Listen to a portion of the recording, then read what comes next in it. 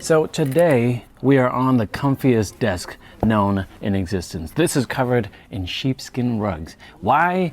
Because it's fun. Why am I twirling a drumstick? Because it's the only way I can get to the camera button thing to start it because the camera's too far away. But what are we talking about? We get a lot of questions at the shop saying, what are you gonna do with a sheepskin rug? First of all, of course, you can use it as a rug, boring, but you could also do a lot of fun stuff with it. And in this video, we're gonna talk about the rest of the projects, some, not all, of the projects that you can do with sheepskin rugs. All right, let's get to it. Sheepskin has been used for practical purposes for centuries, dating back to the Greeks, the Romans, the Vikings even, and it provided warmth and protection against the elements. And sheepskin is also temperature regulating, so it's perfect for anybody using it for clothes and or shoes back in the day. And even in present day, people that use these, especially companies like UGG or Blundstones, have been using sheepskins for the linings or the insoles, especially during the wintertime, as we do wear some shoes that get a little too hot for comfort. Shoes that get a little too hot, you know what I'm saying? Too hot.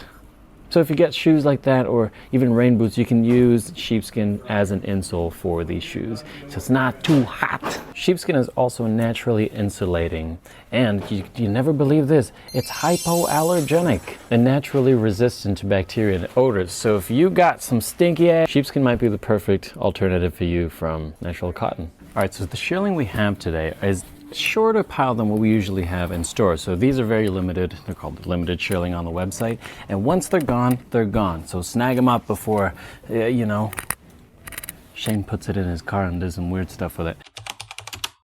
So when I mentioned Shane doing some weird stuff with the car, I actually don't mean that at all. He's not gonna do any weird stuff, but you never know. With this kind of sheepskin though, it's perfect for any sort of lining that you're using it for. Let's say you're using it for lining on your shoes, lining on your jacket. This is actually perfect for it because the pile is not so heavy, not so obtrusive that it'll just take up too much space, so it's not as bulky, which is nice. This kind of shearling also is very flexible and very soft. So if you're using this for a jacket, the perfect one to use because of how flexible it is and how comfy it is when you actually put it on like that. So you can see that it just kind of molds to your body that way, etc., etc. Now speaking of the car, a lot of people actually take these and just lay them on the car seat, especially if you're driving a lot, if you don't want to use your heater too much, or you don't have heater at all. This is good to just put on the seat of your car. I would usually put maybe, you know, some sort of reinforcement up top here and then hang it just to drape over your seat, and it'll be a lot comfortable, especially in the winter time, because it is coming, people.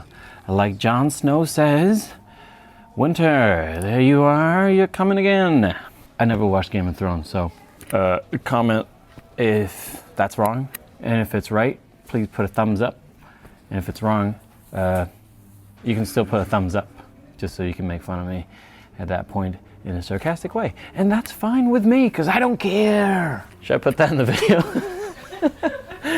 Probably not. So another way to use shearling as well is actually using it like a hide, like a leather piece as well, like a normal leather piece. There's a company called Your Bag of Holding by Emily, and Emily has been making bags for years, and you've definitely seen her stuff for sure. She uses curly shearling for her bags, such as a cross bag, a side bag, and she's making some more larger stuff as well. So, and she uses a lot of veg tan straps for the straps for her bag. She's a really good one to look at if you're looking into ideas for what you can make with shearling. But you could also use this limited shearling for it as well. I mean, it's going to be a little bit shorter pile. It's not going to be as curly. It's going to be a different look, but you can use it as a normal hide. And well, speaking of bags, it's the same structure if you make it a complete square and add some stuff into it. You know, stuff it with some soft stuff. I said stuff a lot. You can make pillow covers out of it, which is really interesting. Imagine sitting around in a shearling pillow. You'd be the talk of the town, or the weirdo of the town. Hopefully not the weirdo, but you'd be the talk of the town if you have a shearling pillow that you made yourself. I mean, you could hand stitch this, and you could also machine stitch them, but you have to be really careful of stitching through all these little hairs right here. You're gonna have to shave it off. Be the safest way to do it so it doesn't jam your machine. So another use for this, especially if you're living in a really cold country like Russia, you can make yourself a shapka. Should only take a hide of these to make a shapka, if that's what you're planning on doing. But you can make any fun hats with it as well if you really need that warmth. Maybe the ones with the ear flaps, so fashionable, so chic. Is it? But it'll keep you warm. It's really comfy. Now the main point of this video is actually going to show you how to make, ready for this? Shearling insoles. So companies like UGG and Blundstones have been using shearling to line their shoes. Now the best thing about it is that it regulates your temperature, like I said, and it's also really, really comfy. Blundstone sells their leather insoles separate from the shoes to make it nice and warm, especially for the winter time. And as the weather changes, we must changes, you know?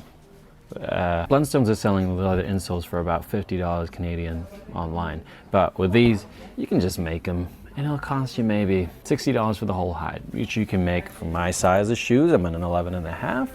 You can make 5 pairs of insoles for just $60 or $70 Canadian. How to sheepskin insoles. To make it custom to your foot, grab the existing insoles in your shoe. We'll be using this as the template. Now this is optional, but caress your shearling. Why not?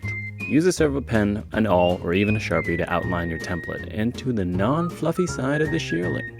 Make sure that you flatten the curved part of the insole, as this will form to your foot as you wear it. Using an anvil or something heavy will make this part much easier. Cutting the shearling with leather scissors or any sharp pair of scissors will be the easiest way to trim your insoles. This part might get a little messy though. I'll leave you with some satisfying sounds to enjoy.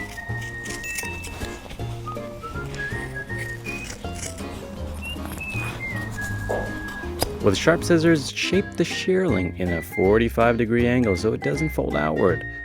Make sure to pull those loose shearling out from the edges as well. Pro tip, use a bucket to catch the fur. Makes cleanup much easier. Now that you have your upper, it's time to make the base. For this, you can use 2 ounce up to 4 ounces veg tan. This leather is perfect to form for your foot. The more you wear it, the comfier it gets. Feel free to use a crappy area to save you some leather. Same as the insoles, the shearling will be our pattern. Now rough up the grain side. It gives you grip for the glue, so the flesh side can grip inside your shoe. And as always, glue both sides that you're sticking together and dry. And for God's sakes, don't try this at home. If shearling is everywhere and you don't clean it, it might catch on fire, so don't do it. Carefully apply the shearling and make sure to not, I repeat not, to stretch it over the veg tan, as this will pull and make your sole wavy. Cutting should be easy with veg tan. It's easier with a knife than scissors, but don't let me stop you, just follow the outline of the shearling. Generally, it's better to be a little bit on the bigger side than smaller, so wear it after a few hours before making any adjustments with scissors. But make sure to trim the shearling edges as well. And you've done it. Well done.